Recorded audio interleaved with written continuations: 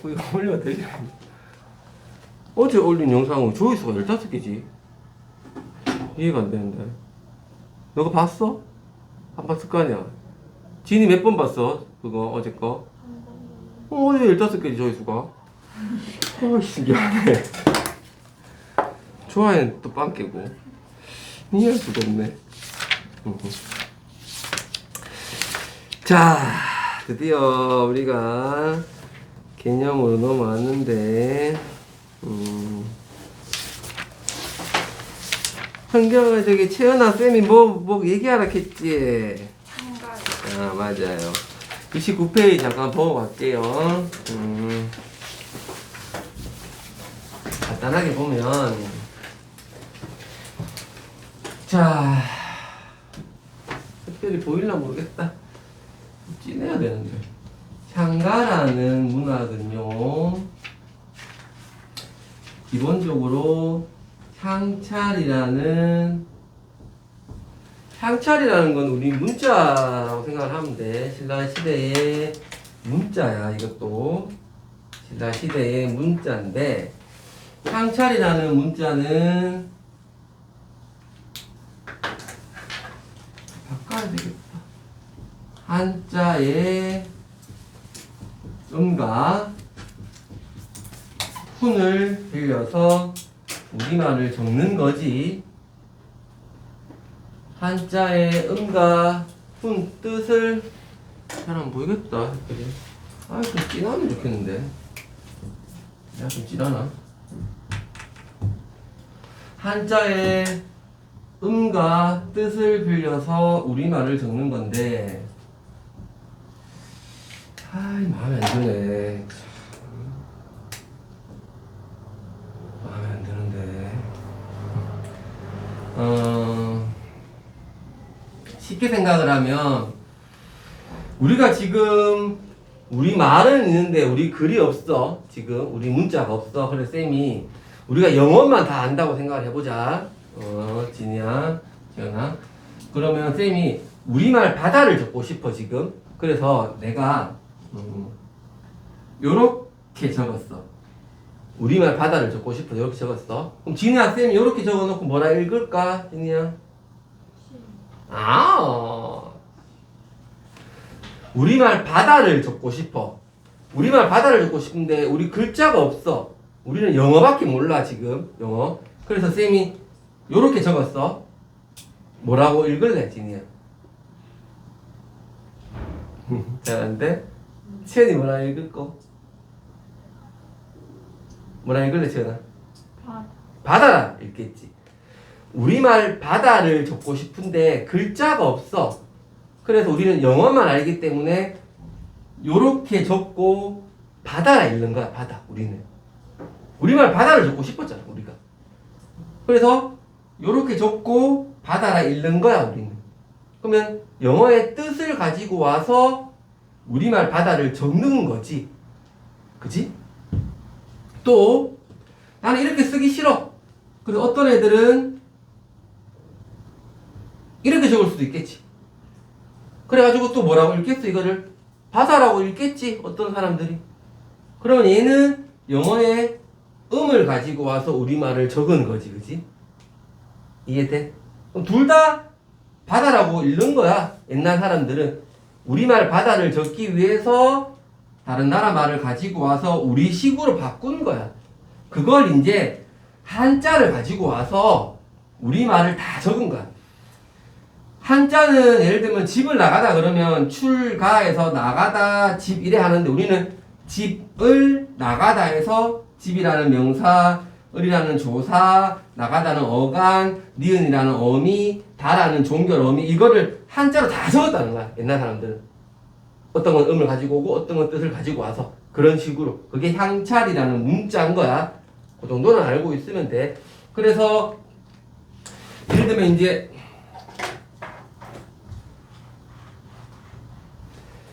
사람들이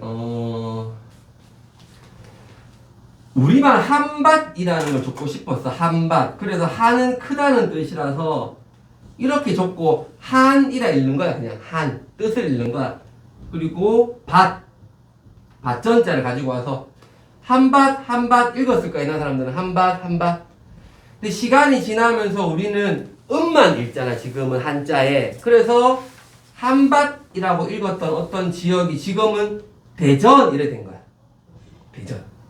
그럼 지금 대전은 옛날에 원래 우리 고유어 한밭이었던 거야. 우리말 한밭을 적으려고 한자를 이렇게 가지고 와서 음을 가지고 와서 한밭을 적은 건데 우리는 음을 읽다 보니까 지금은 그 지역이 대전 이렇게 바뀐 거야. 한자 음으로. 이해했지? 그러면 기본적으로 향찰은 한자를 알아야 쓸 수 있는 문자지. 그럼 향가도 한자를 알아야 적을 수 있는 문학이지. 그러니 지배층들이 많이 쓸 수 있겠지. 기본적으로. 그지? 그래서 승려나 하랑이 많이 쓰게 되는 거야. 향가는. 다 적어놔. 알아야 돼. 지배층. 그리고 향가는 사구체가 기본이야. 구체가 기본이야. 구체. 넉줄이야. 이렇게 넉줄. 근데 넉줄을 가지고 이제 처음에 사람들이 모든 시간은 노래라고 생각하면 되거든. 근데 넉줄로 하니까 노래가 너무 짧단 말이야. 짧으니까 사람들이 아씨 여기다가 살을 더 더해야 되겠다라고 생각했을 거야. 사람들이 너무 짧으니까. 그래서 팔구체가 됐을 거야. 이렇게. 이건 다 배웠어 우리가. 그지? 근데 팔구체로 하다 보니까 또 짧다고 느꼈을 거야. 그래서 여기다가 살을 더 더하려고 하니까 처음보다 차이가 너무 나버리니까 그러면 우리 처음에 반 정도만 넣자 해서 이구체를 더했을 거야. 그래서 이렇게 됐을 거야. 그래서 마지막으로 완성된 게 19체가 완성됐을 거고 19체는 4개, 2개 이런 식으로 내용이 나눠질 수 있을 거야 아마. 그치? 그걸 잘 이해해야 돼. 사구체가 기본이었고 거기에 4가 더해져서 8이 됐고 다시 4의 반인 2가 더해져서 19체가 됐는데 가장 발전된 게 19체고 그렇다면 그리고 19체는 4, 4, 2로 나눌 수가 있을 거고 보통 우리가 이제 요 부분을 낙구라 하거든. 낙구. 여기에는 감탄사가 있어. 감탄사. 보통. 시조가 한정아 몇 장이지? 3장이지. 신라시대가 우리 있잖아. 신라시대가 지배층, 고려가요가 비지배층, 다시 조선의 저 시조가 지배층 그랬잖아. 그러면 향가가 시조한테 영향을 줬단 말이야. 향가가 시조한테. 그래서 요 세 부분이 결국은 시조의 3장이 됐을 거야. 이렇게 세 부분이 시조의 3장. 초장, 중장, 종장이 됐을 거고 낙구의 요 감탄사가 결국엔 종장의 삼음절로 남아있는 걸로 영향을 미쳤을 거야. 이건 가장 기본이 되는 거니까 그 정도는 우리가 알아야 되고 그 정도만 하면 이제 한가는 우리가 대충 알 거고 40페이지 가보자. 공문어학과는 뭐 예고는 배웠고 경상도 옛날에 한번 했었고 대충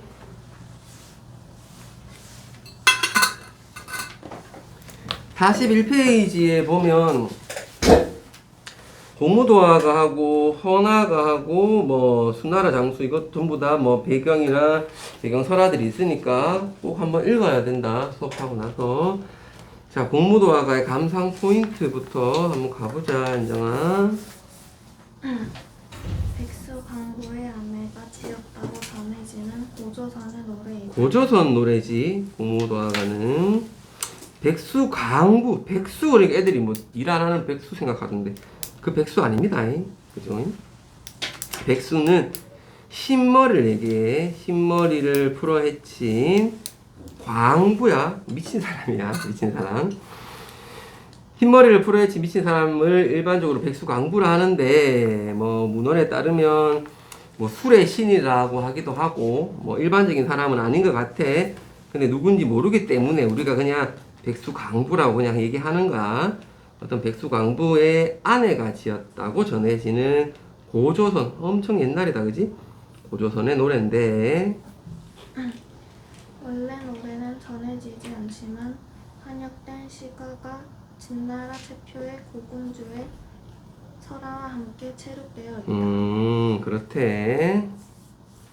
조선시대 문인들이 해동역사, 청구시초 등에 옮겨 전하면서 우리나라에도 널리 알려졌다.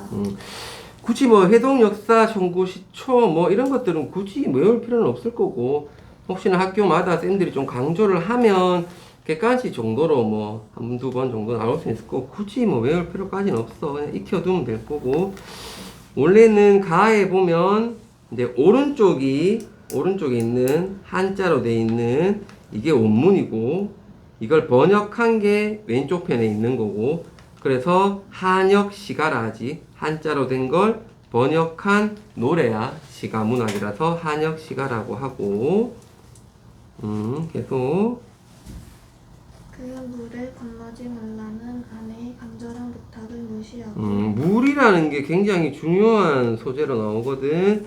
물은 아마 학교에서 쌤들이 여러 가지 의미를 가졌다고 얘기를 해 주실 거야, 그지? 그거를 잘 기억을 해둬야 돼, 우리가.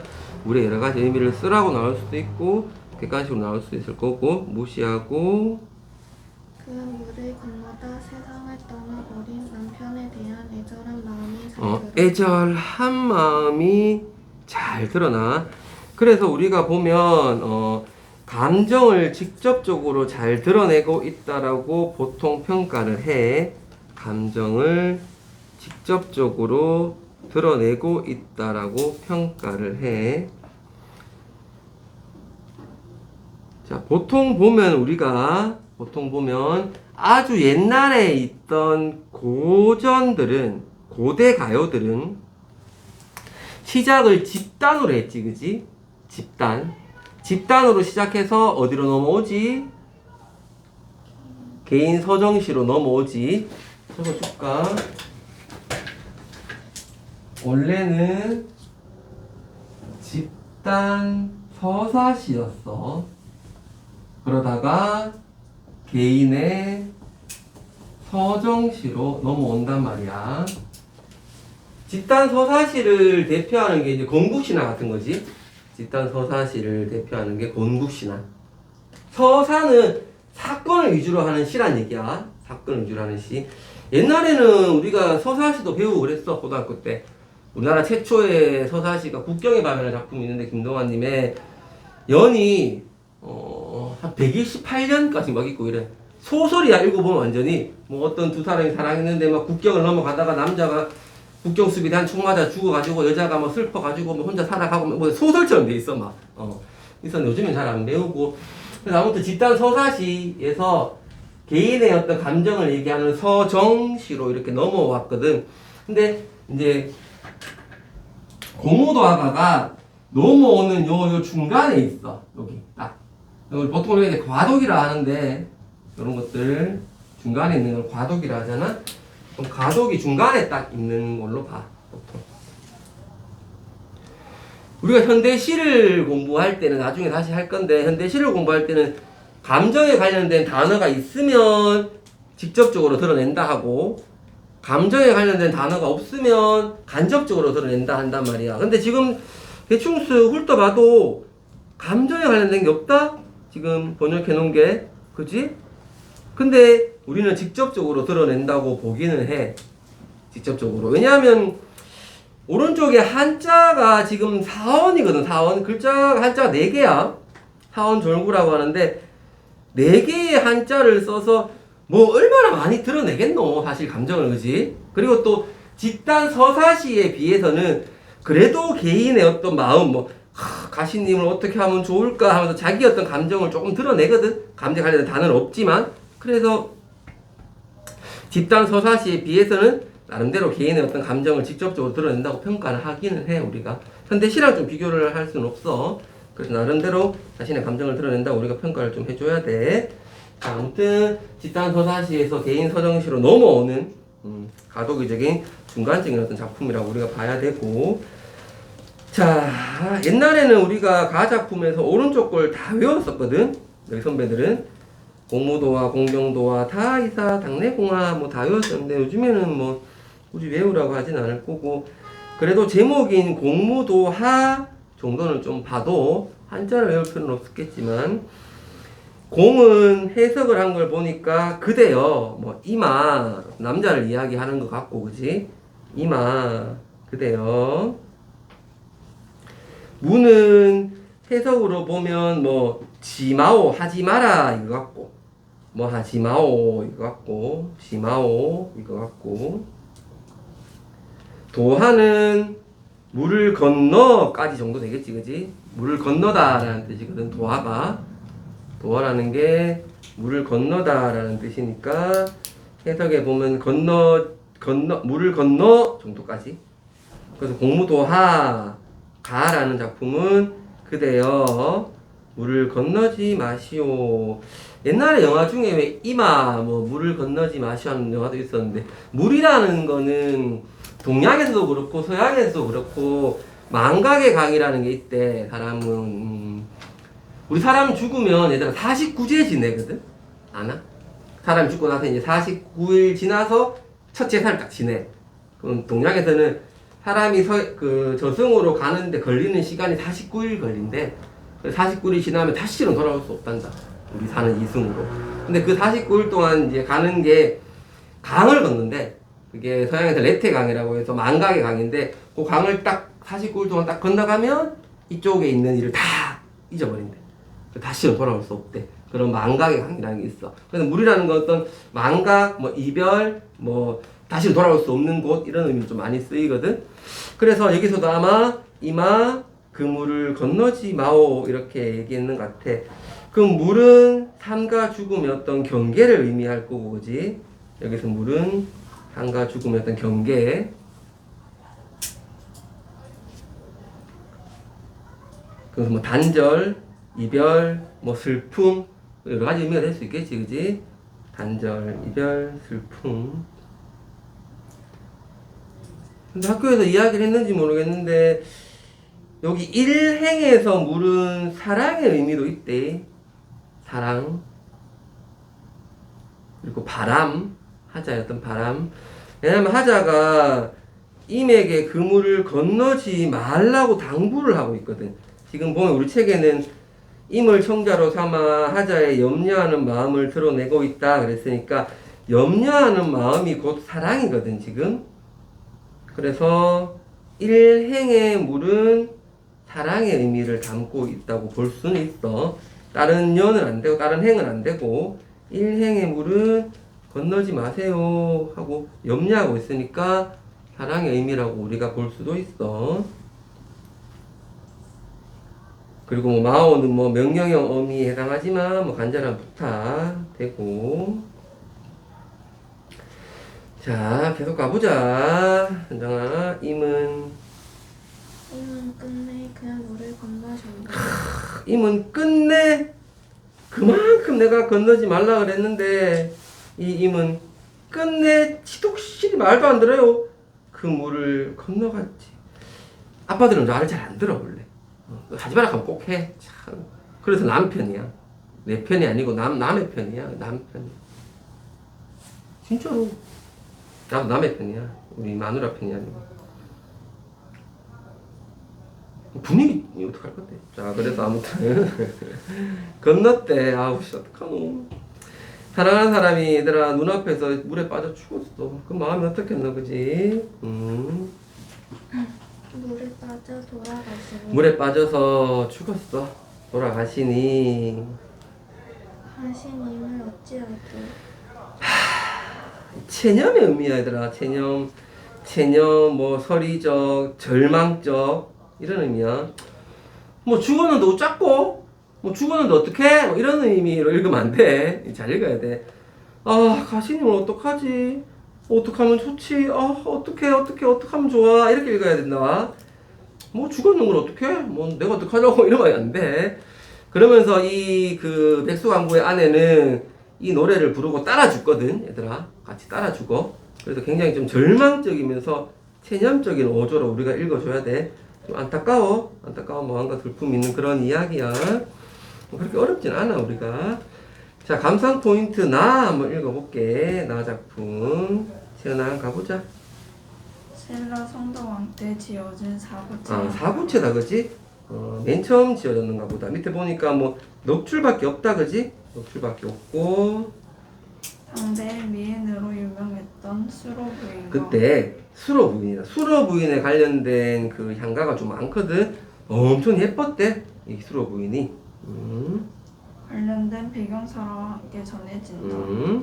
남편 순정공과 함께 강릉에 가던 수로 부인이 수로 부인이 남편 순종공이라는 사람하고 강릉에 가고 있었거든. 근데 절벽에 핀 예쁜 꽃을 보고 누가 저 꽃을 따주겠냐고 물었지만 저 웃기지 않은 여자도 절벽에 핀 예쁜 꽃을 보고 누가 저 꽃을 좀 따줄 수 있나요? 라고 물었대.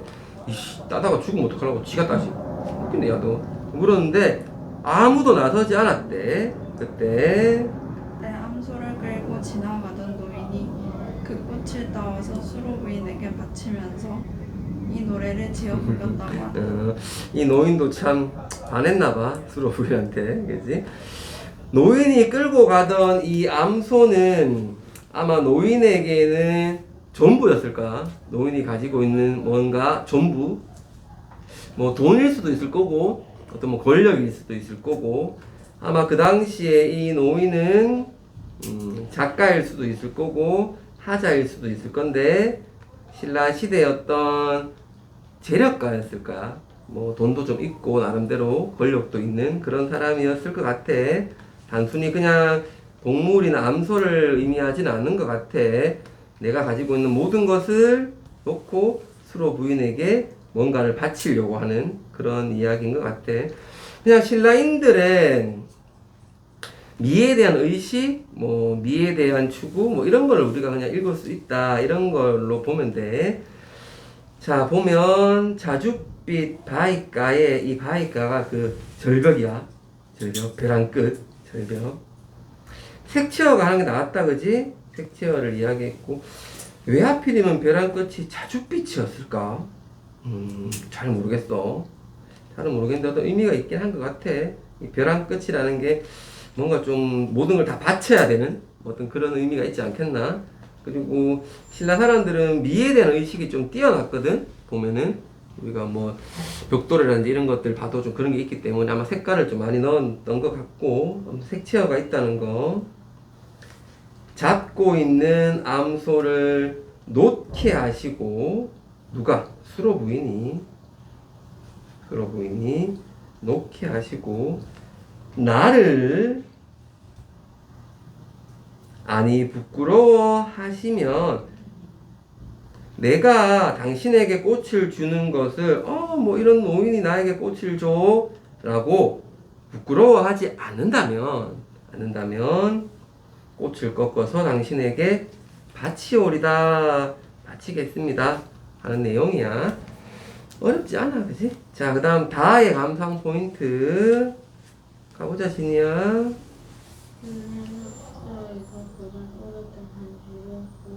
온 곳이 해당하고 612년 수나라가 30년 되고 노래는 충격으로 만들고 철수까지 진격해는 적진은 적군인 우중문이라는 애가 있었는데 걔를 희롱하기 위해서 지었어.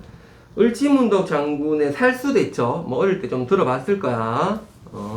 알지 얘들아? 강 이렇게 막아가지고 이렇게 하는 그런 그 이야기가 나오는 건데, 을지문덕 장군이 철수대첩에서 수나라 대군에 맞서 승리하는 과정과 관련 내용이 더 그런 작품이야.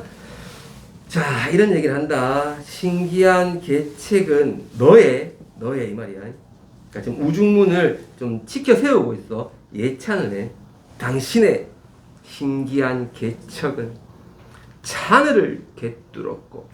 너 잘 싸우더라. 너 괴책 정말 신기하더라.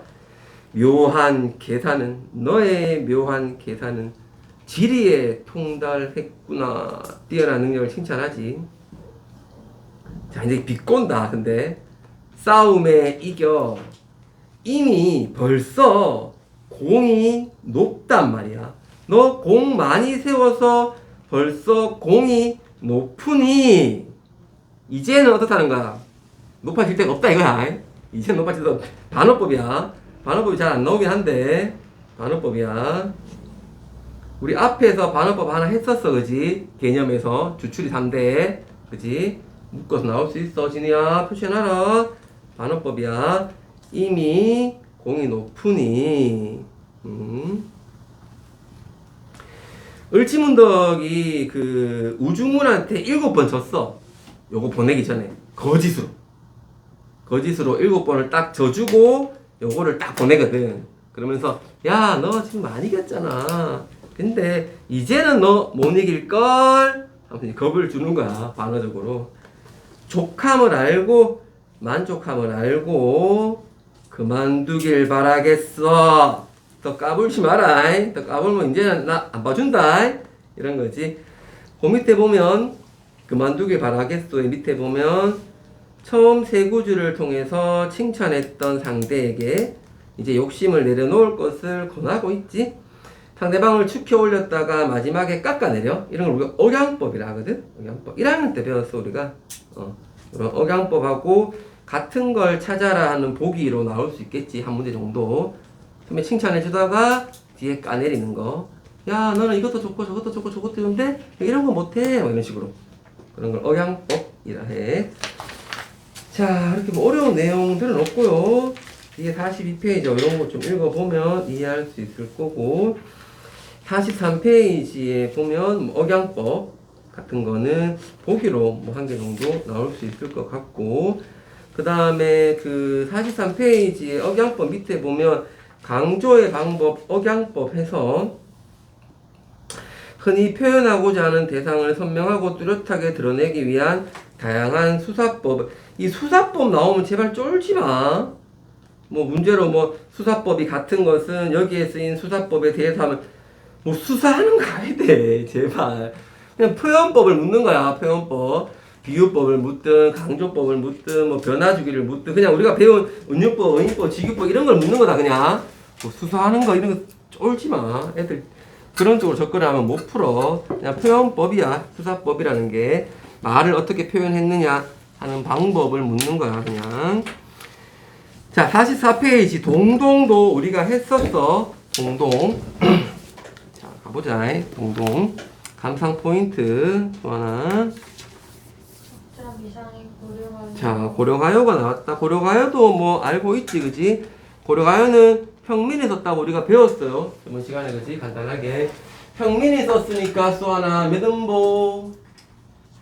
3음보 무조건. 평민이 썼으니까 무조건 3음보. 의외로 보면 작년 같은 경우에 보면 경상요구는 작품에 대한 것도 나오는데 갈래에 대한 게 꼭 한 문제씩 나온다.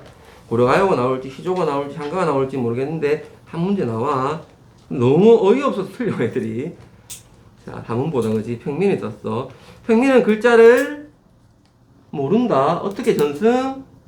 구비전승을 했다, 그지? 입에서 입으로 구비전승을 했을 거야. 고려가요는 구비전승을 하다가 요거 좀 기록을 해야 되겠다는 생각을 했을 거야. 언제?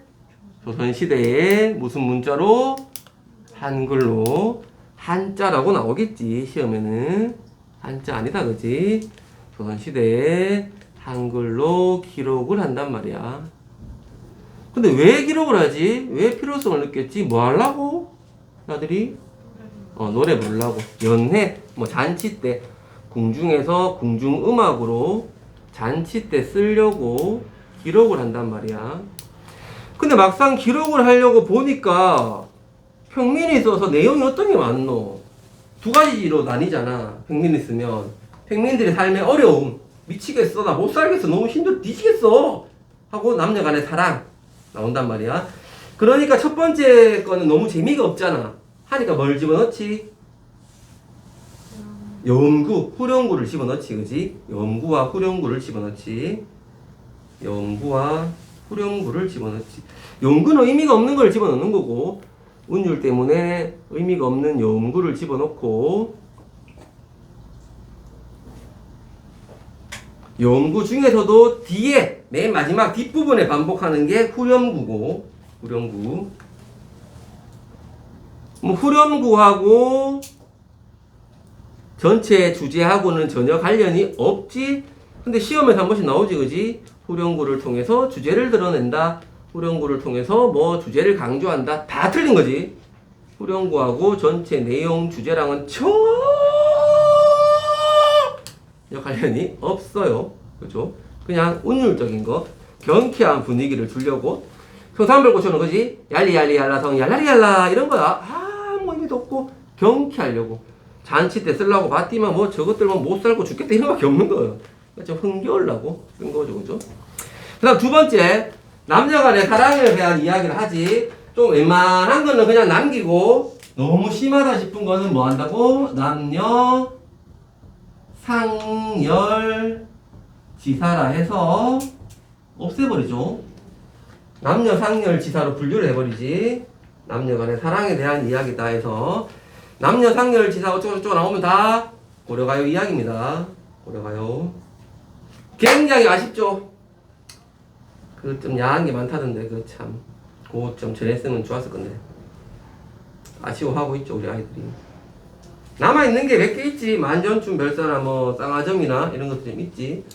내가 내용 얘기해줬지? 2학년 때 어떤 여자가 있는데 지현아 만두집에 갔어. 처음 보는 남자가 손을 딱 잡아.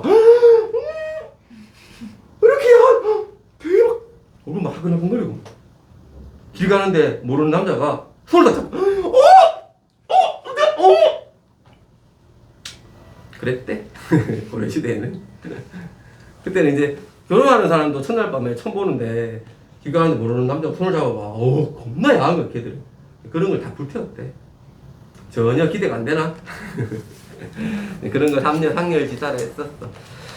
자, 그래서 고려가요는 그런 식으로 전승이 됐어요. 기본적으로. 자, 고려가요로 가보자, 수원아. 악학개범에 가보자. 악학개범에. 악학개범에 기록되어져 있다. 앞에 보면 뭐 막 상국 사기, 뭐 상국 유사, 뭐 막 균열전 악학개범 막 나오지. 헷갈린데. 혹시나 강조하면 어제도 얘기했지만 강조하면 나중에 시험 전날이나 나중에 그냥 대충 이렇게 그냥 분류만 해두고 고려가요는 악학개범이고 뭐 향가는 뭐 상국 유사고 뭐 이런 식으로 이런 거 해두고 지금은 그냥 그렇구나 정도만 알아두면 돼. 한 해. 한 해 12달은 순서에 따라 시상을 전개하는 달거리 형식의 노래다. 한 해를 12달로 나눠가지고 순서에 따라서 1월, 2월, 3월, 4월 쭉 해서 전개를 하는 걸 달거리 형식이라 하지. 뭐 올영체라 하기도 하고 우리가 그지. 달거리 형식의 노래야. 12달 노래에 서사를 더해. 12달 노래에다가 1월 앞에 맨 처음에 서사를 더해. 한 부분을 한 개 더 더해. 연을 하나 더 만들어. 그래서 총 13년으로 되어 있다. 총 13년으로 되어 있어. 1년인 서사는 임을 송축하는 내용을 담고 1년인 서사는 임을 송축하는 내용. 여기서 임이 아마 임금으로 보면 돼. 임금. 그러니까 아마 이 임금을 송축하는 내용은 아까 이야기한 것처럼 궁중음악으로 들어가면서 기록할 때 들어갔을 거야 아마. 요것들은 궁중음악으로 들어가면서 임금 앞에서 이제 우리가 연회 때 노래 부르면서 집어넣었을 것 같아. 요 1년의 서사는. 2에서 13년은 흘러가는 시간의 배경으로 임을 향한 사랑과 그리움의 정서를 노래하고 있다. 동동은 굉장히 중요하고 원래는 이제 정월부터 우리가 12월까지 다 알아야 되는데 지금 45페이지 있기는 한데 일단은 중점적으로 44를 중점으로 일단 한번 볼게. 자, 서사는 지금 여기 없고 정월부터 가볼게. 정월이 1월이다 그지? 1월부터 한번 간다면 가보자. 정월이 냇물은 자, 정월에 시냇물은 1월에 시냇물은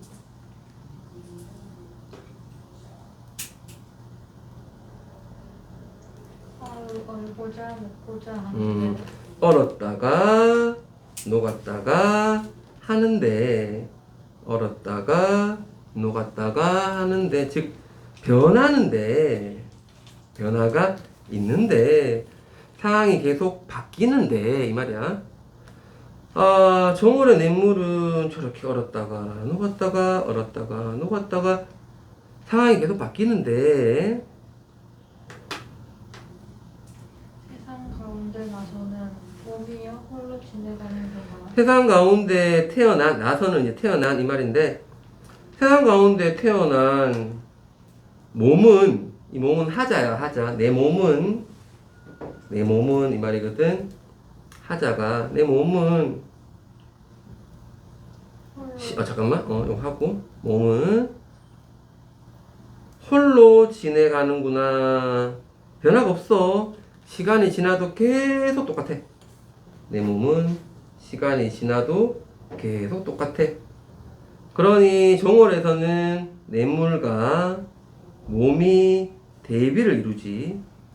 그래서 자연인 냇물은 저렇게 변하는데 인간인 내 몸은 변화가 없어. 그래서 너무 외로워. 나는 계속 혼자야. 이걸 강조하는 거고. 아우 동동다리야. 이게 후렴구잖아, 그지? 일단 보면 연과 연을 구분해주고 있고, 그지? 각 연마다 다 있잖아, 지금. 그리고 아까 얘기했지만 후렴구는 흥을 돋구고 운율감을 조성하고 각 연마다 있으니까 형식적인 동질성 부여하고 이게 지금 북소리거든 얘들아. 둥둥둥둥둥둥 하는 북소리거든. 그래서 의성어라고 우리가 잡아도 될 거야.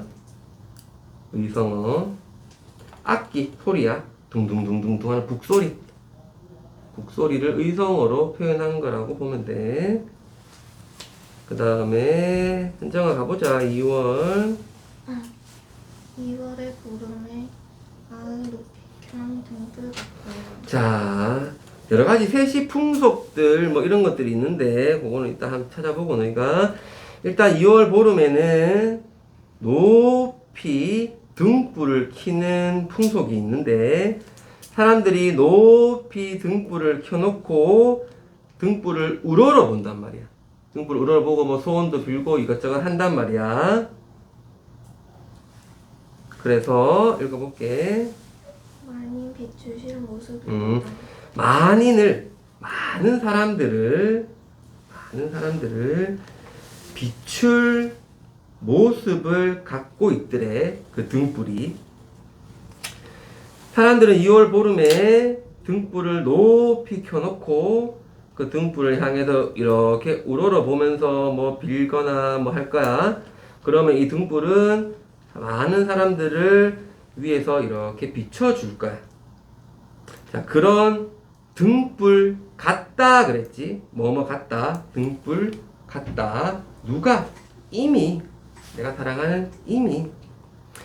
아마 이미 많은 사람들이 우러러 볼 수 있는 인품, 많은 사람들을 비춰주고 많은 사람들이 존경할 만한 그런 인품을 가지고 있었나 봐.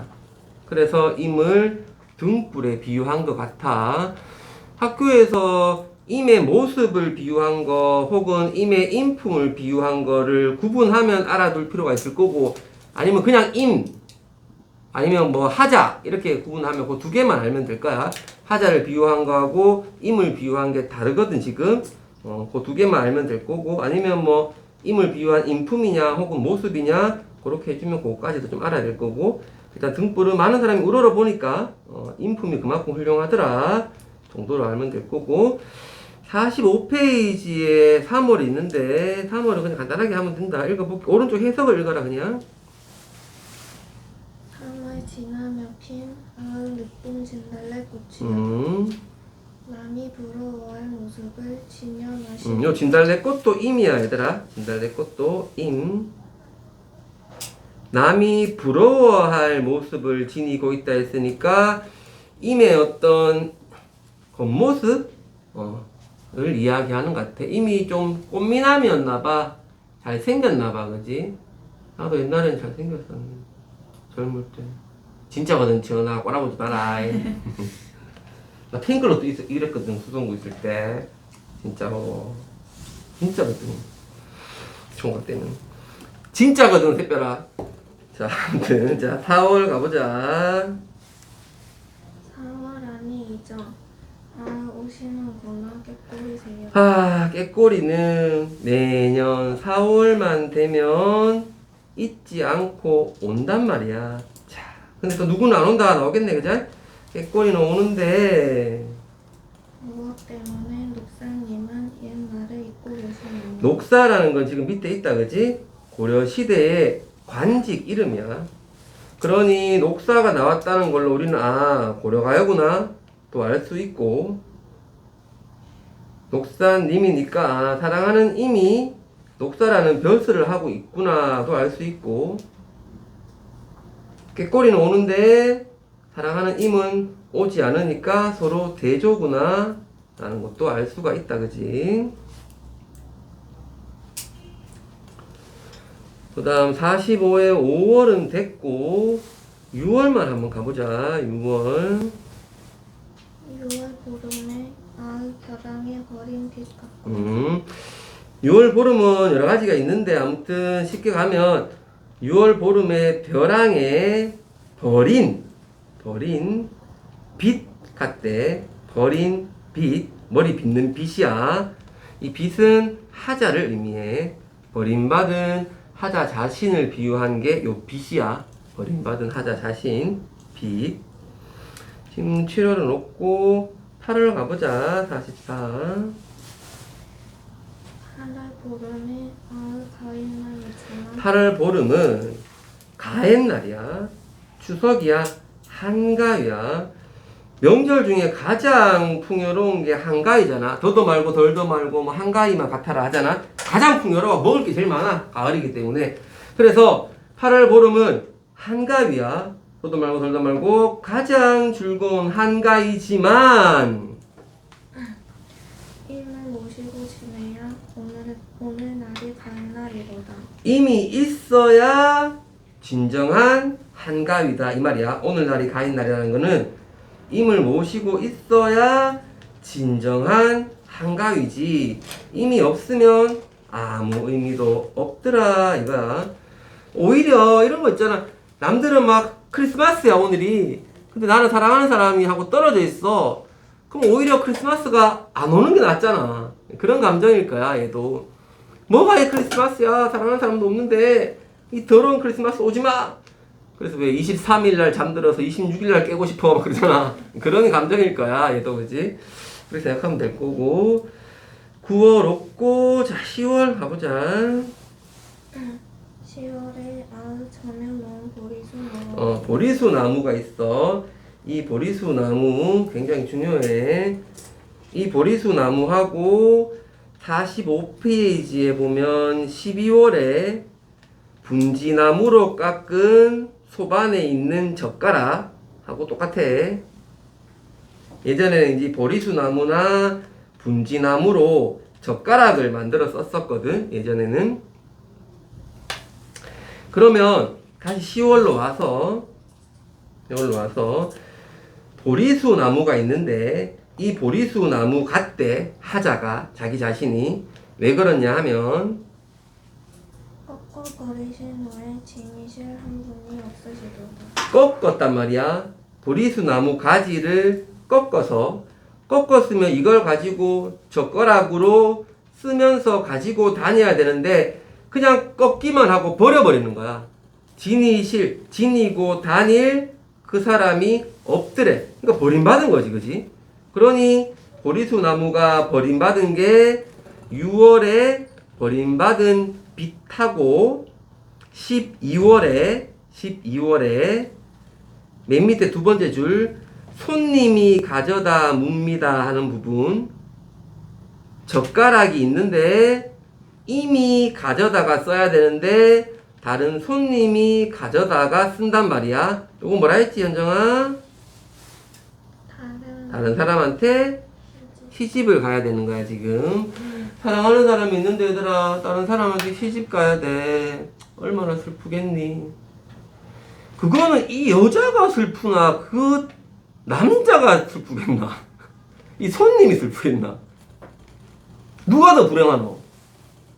이걸 한번 생각해 봐야 된다, 얘들아. 이 비판적으로. 사실. 물론 이 여자도 슬프겠지만, 이 손님도 굉장히 슬픈 이지 않나, 그러니까 이 결혼제도가 없어져야 돼. 내가 말하고 싶은 건. 맞지? 이 손님도 굉장히 불행하잖아. 이 여자는 평생 동안 이 다른 남자 생각할 건데, 정말 불쌍한 손님도. 결혼제도가 없어야 돼. 아무튼, 그런 이야기였습니다. 아자동동은. 결혼제도를 비판하는 이 작품이야. 보면. 뭘 고개를 끄덕거리노, 씨. 자, 황계사라는 작품.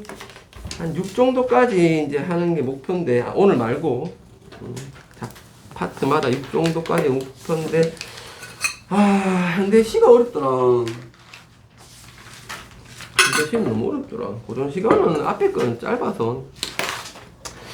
자, 황계. 닭 얘기 같다, 닭 얘기. 어렵진 않는데. 자, 포인트 한번 가보자, 책이. 우리 은희 한번 가보자, 지연아. 감상 포인트. 이 작품은 조선시대에 불린 12가사 중 하나로 황계타령이라고도 한다. 병풍에 그려진 황계수탉이 살아서 울음을 운다는 실현 불가능한 상황을 가정하고 요거 많이 봤다, 이런 거, 그지, 우리? 병풍에 그려진 황계수탉이 살아서 울음을 운다는 실현 불가능한 상황을 가정함으로써 인과의 제일 가능성이 희박하다는 화자의 인식, 인과 이별한 처지에서 오는 그리움과 슬픔의 정서를 효과적으로 표현한 저의 눈길을 끈다. 보면 특정한 어구들이 반복되고 있어. 그래서 뭐 어렵지 않아. 계속 반복되고 있고, 대구법, 그리고 과장, 그리고 해학적인 웃긴 표현들, 이런 게 좀 많아. 그리고 가창을 고려한, 노래 부르는 가창을 고려한 반복, 그리고 병렬, 다 독립적으로 이렇게 이야기들이 있어. 독립적으로. 얘가 한번 부르고, 또 얘가 한번 부르고, 얘가 한번 부르고, 서로 한 번씩 부르기 때문에 독립적으로. 그리고 후렴구. 이 노래가 가진 구비적 성격을 잘 보여주고 있어. 구비적인. 12가사 할 때 이 가사는 그냥 구비되는 노래라고 생각하면 돼. 우리가 배우는 그 간동별곡 같은 그런 가사가 아니야. 얘는 그냥 노래야. 잡가라고 해서 그냥 일반 민중들이 막 불렀던 노래라고 생각하면 돼. 자, 한번 가보자, 진이야.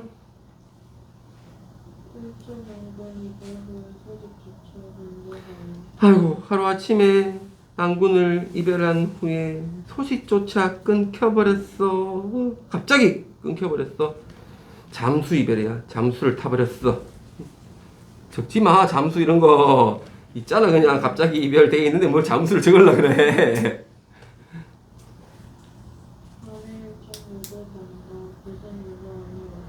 자네 일정, 자네 정말로 못 오는가? 무슨 일로 아니 오더냐? 자, 무슨 일로 아니 오더냐? 이거 자문자답을 할 거거든. 자문자답. 그거는 오른쪽 쭉 밑에 빨간 거 있지, 얘들아? 문제 해결키. 요거 한번 볼게. 하자가 이별에서 비롯한 자신의 정서를 드러내려고 자문, 스스로 묻고, 자답, 스스로 답을 할 거야. 1, 2행에서 지금 우리가 무슨 일로 아니 오더냐? 너 무슨 일 때문에 이렇게 안 와? 라고 질문을 하고 4, 6, 8, 23 4, 6, 8, 23에서 이미 못 오는 이유를 추측을 하고 있어. 나올 거야. 이제 뭐 개, 물, 산, 달 나올 거야. 바탕으로 하자 스스로가 대답을 해. 이것 때문에 못 와요. 이것 때문에 못 와요. 왜 못 와요? 막 물을 거야. 자문자답을 통해 하자가 느낀 어떤 단절감, 임에 대한 어떤 원망, 뭐 이런 이야기들을 할 거야. 자, 표시해 놓고 이제 가보자. 우리는 4, 6, 8, 23을 집중적으로 갈 거야. 자, 가보자.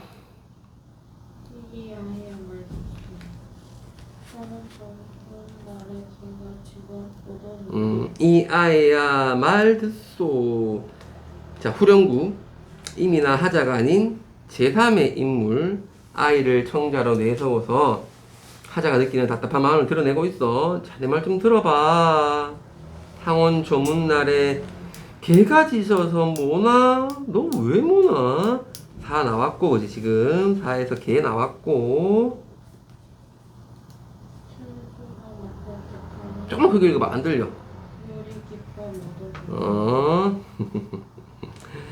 자, 그 밑에 뭐 도연명의 시에 있다는 거 그거는 뭐 좀 보면 될 거고. 아무튼 물이 깊어서 뭐 노냐 너 6 나왔고. 이하에야 산이 높아서 너 또 뭐 노니? 왜 뭐 노니? 또 묻고 있고.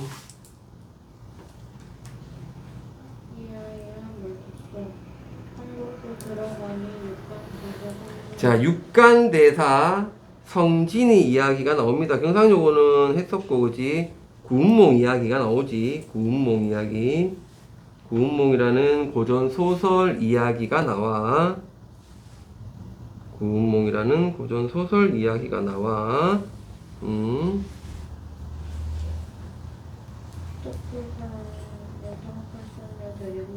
자, 한번 볼게. 내가 오른쪽에. 작품의 주된 정서와는 거리가 먼 장면이 들어와 버려, 지금. 주제와 동떨어진 면이 있어도 대중이 좋아하는 작품과 장면이기 때문에 빌려서 온 거야. 대중적 노래로서의 한계사의 특징이야, 요런 게.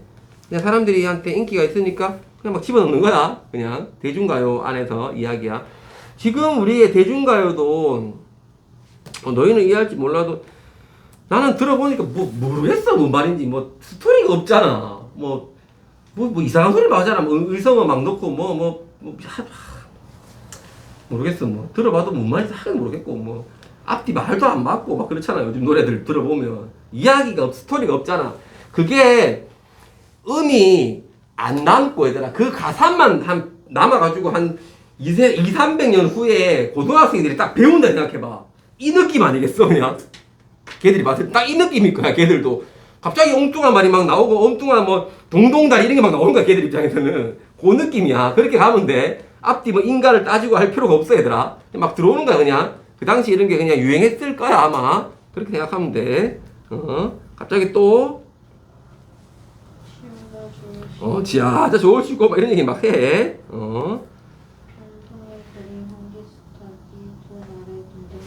병풍에 그린 수탉이 두 날개를 파닥파닥거리고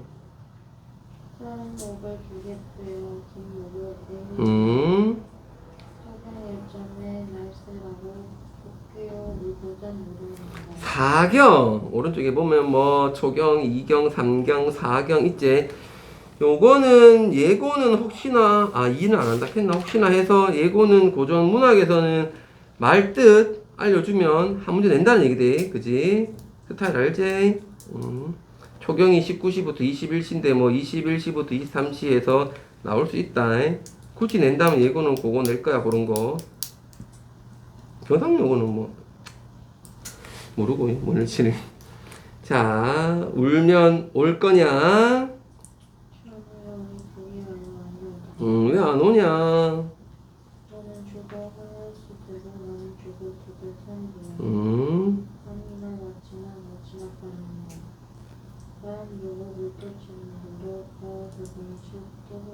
자, 저달아 임을 보고 있니?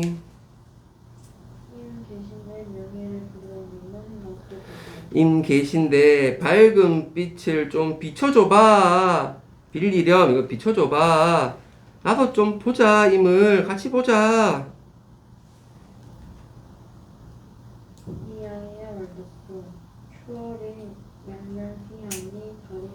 달이 밝아. 또 뭐 노나 도대체 왜 못 온다는 거냐? 어디를 가고서 니 아니 오냐? 지하자 좋으시고 뭐 이런 내용이야. 읽어보면 될 거고 포인트 1, 2를 잘 봐야 되겠죠. 포인트 1, 2 그리고 밑에 보면 뭐 어이 모노든가 요것도 한번 보면 될 거고요. 자 그런 시간 3도 짧아서 짧은 거 일단 빨리빨리 끝내봅시다 우리가.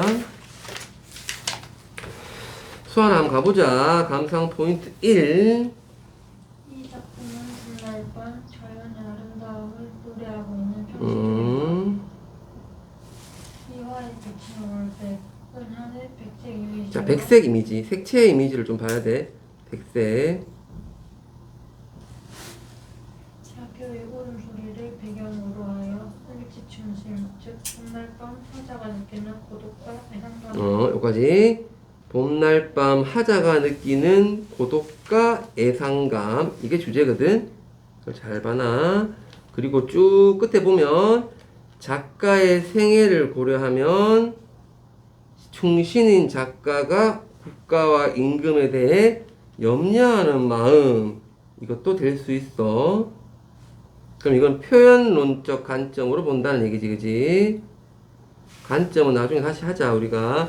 관점은 무조건 나올 거야. 문학을 배울 때 우리가 관점을 모르면 안 돼, 그지? 내재, 외재. 무조건 나와, 그거는. 100% 문학은.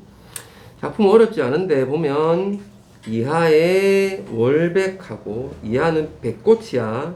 하얀 백꽃. 하얀 백꽃이 있고, 하얀 달이 이렇게 비추고 있어. 그래서 이화와 월백은 흰색. 은하수를 얘기하는 건데, 뭐, 시간적 배경이야. 삼경일지, 아까 나왔지? 삼경. 새벽 1시, 11시에서 1시 사이고, 11시부터 1시면 굉장히 깜깜하겠지. 깜깜한데, 하늘에는 하얀 은하수가, 하얀 달이, 하얀 백꽃이 이렇게 비추고 있어. 일지춘심.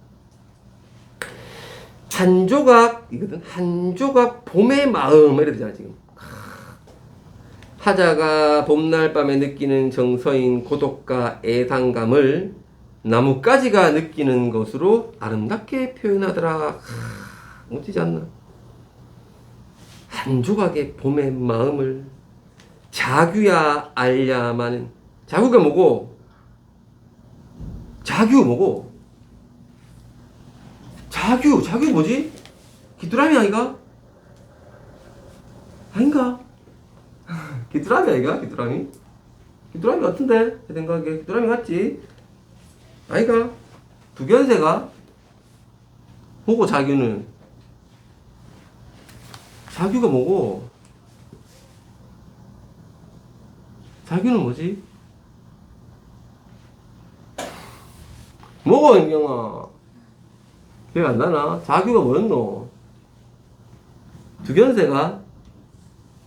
귀뚜라미가 두견새가? 둘 중에 하나인데 기억이 잘 안 난다. 모르겠나? 두견새 같은데.